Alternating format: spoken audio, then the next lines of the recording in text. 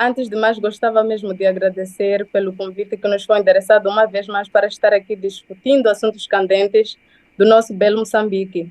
Em relação à questão que coloca, é importante dizer que esta região ainda continua a enfrentar desafios complexos. Cabo Delgado em particular, embora a insurgência tenha sido acalmada em algumas regiões, ainda nota-se continuidade em outras, como, por exemplo, nesse atual momento que falo, a região de Macomia tem sido uma destas regiões que tem sido afetada pela insurgência, fazendo com que hajam aqui desafios enormes no que respeita à reconstrução destas regiões, tendo em conta que nos outros pontos, por exemplo, em que a situação está minimamente estabilizada, os deslocados puderam regressar às suas terras de origem para reconstruir, mas nestes locais ainda a população não se sente segura, não se sente pronta para assim fazerem. Isto fazendo com que aqui se desencadeie continuamente uma situação de extrema vulnerabilidade generalizada, ancorando-se à crise humanitária, porque muitos desses deslocados, muitas dessas pessoas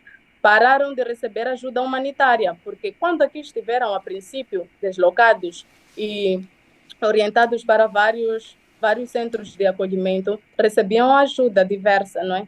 Desde cestas básicas, casas, a educação, por aí em diante.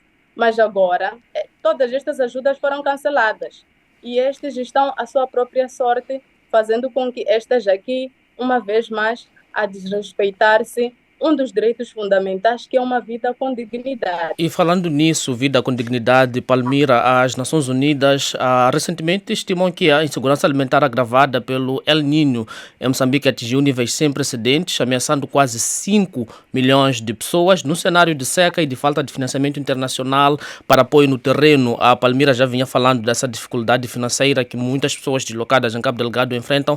Com mais este ponto hoje avançado pelas Nações Unidas, Palmira, qual é a sua leitura? Não, a nossa leitura é mesmo.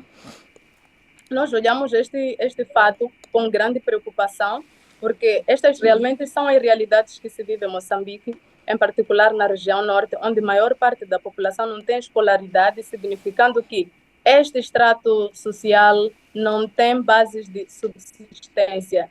E não só estas causas que aqui fez menção, igualmente nos últimos meses ou semanas, a região norte foi fustigada com ciclones que acabou igualmente afetando a produção, tendo em conta que a maior parte vive da agricultura de subsistência, acabaram quase ficando com nada.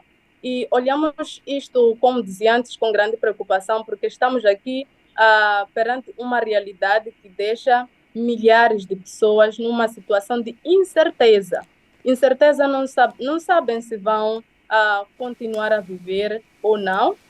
Digo isto como a verdade, porque feliz ou infelizmente as políticas públicas no nosso país, muitas delas dependem de ajuda externa. E com Entrando este mesmo nesse cancelamento, ponto de políticas públicas, Palmira, essa era mesmo a minha próxima pergunta ao novo governo em Moçambique. Há alguns meses a Palmira esteve aqui nos estudos da Voz da América e não tinha grandes expectativas para esse novo governo.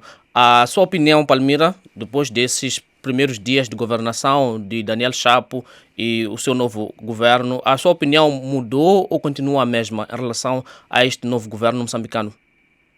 bom, ainda continuo não tendo muitas expectativas, porque estamos aqui perante um governo ilegítimo. Assim sendo, o que se pode verificar nos últimos dias, por exemplo, há dias o presidente da República anunciou que haveriam mexidas, por exemplo, na isenção do IVA, não é? Para a redução do custo de vida dos moçambicanos, mas isto, até certo ponto, nós entendemos que até certo ponto, está alinhado às constantes pressões que se têm verificado, não à vontade política de governar ou de boa governação, que está sempre aliada à questão de transparência e outros fatores essenciais. Então, nós ainda continuamos preocupadíssimos porque este atual governo ainda continua a manifestar incertezas no que respeita a estas questões de traçar políticas públicas eficazes e que funcionem sobretudo, porque o que se verifica é que estas políticas públicas desenhadas por este governo nunca saem do papel. e isto acaba implicando diariamente na vida das populações e criando continuamente estas tensões sociopolíticas que se têm verificado no nosso dia a dia. E um dos pontos que é sempre falado é o tópico relativo aos desafios da juventude em Moçambique, em África no geral, e todos os anos fala-se dos desafios da juventude, fala-se do emprego, fala-se da educação e saúde, entre outros vários aspectos, mas em meio a todos esses desafios, na sua opinião, o que é que deve ser feito para mudar esse cenário, para ter-se um bom ambiente de desenvolvimento para a juventude moçambicana que enfrenta grandes desafios? Neste momento, o que falo, importa frisar uma vez mais que maior percentagem da população moçambicana está numa situação de informalidade laboral, não é? E outros estão numa situação de desemprego, e outros com uma situação educacional não muito qualificada para o mercado de trabalho, constituindo um desafio enorme para que se ultrapasse esta crise. Agora, o que pensamos que se pode fazer? Primeiro, é a inclusão da juventude para o diálogo. Porque o que se verifica face a todas essas crises são os jovens que têm saído às ruas para manifestar. São os jovens que têm saído às ruas também para contestar.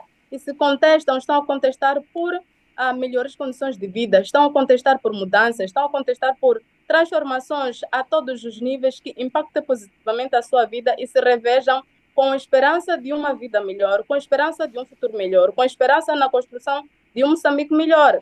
Então, é importante aqui que este extrato juvenil, igualmente, seja incluído nestas negociações. Não apenas os partidos políticos se reúnam para discutir assuntos que lhes dizem respeito, porque o que acontece agora em Moçambique, igualmente, importa realçar este ponto que não é menos importante, é que os jovens não se revêem nestes partidos políticos. Eles concebem atualmente estes partidos políticos como um grupo de pessoas que se reúnem para alcançar interesses e intentos próprios. Depois disto, nada mais importa para eles. Então, é importante que a voz juvenil esteja nesses espaços de diálogo.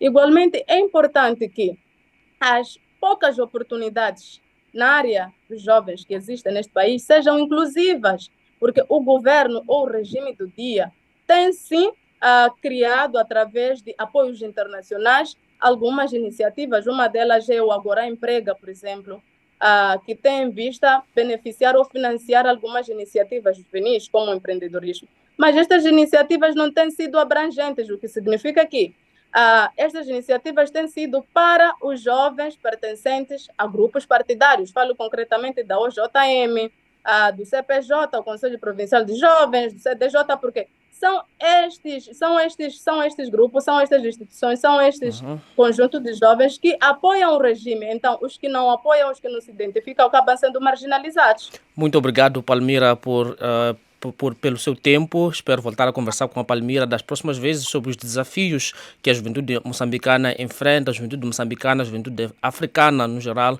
enfrenta. Boa continuação, Palmira. Até a próxima e muito obrigado de novo. Muito obrigada, Sérgio. Continuação de ótimo programa e dia. Fica bem. Estamos juntos. Estamos juntos.